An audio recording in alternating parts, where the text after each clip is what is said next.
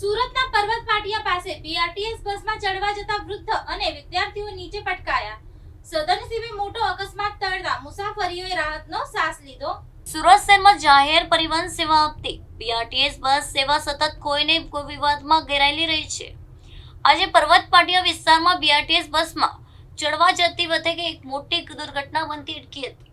Bus stand પર બસમાં ચડવાની ઉતાવળમાં એક વયોવૃદ્ધ નાગરિક સહિત શાળા કોલેજના વિદ્યાર્થીઓ અચાનક નીચે પટકાયા હતા.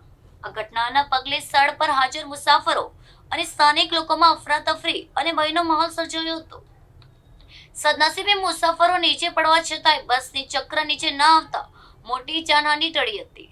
બીઆરટીએસ બસ ચાલકોની બેદરકારી અને નિયમોના ઉલ્લંઘન કારણે અવારનવાર આવી ઘટનાઓ સામે આવતી રહી છે. અગાઉ પણ અનેક વિસ્તારોમાં બીઆરટીએસ બસ દ્વારા નાના મોટા અકસ્માતો અને મુસાફરોના જીવ જોખમવાની ઘટનાઓ બની ચૂકી છે. તંત્ર દ્વારા વારંવાર સુધારાની વાતો કરવામાં આવે છે, તેમ છતાંય બસ ચાલકો અને સંચાલનની બેદરકારીમાં કોઈ સુધારો જોવા મળતો નથી. પર્વત પાટિયાની આ ઘટના બાદ સ્થાનિક નાગરિકોમાં બીઆરટીએસ બસ તંત્ર અને ડ્રાઈવરો સામે ભારે રોષ જોવા મળી રહ્યો છે.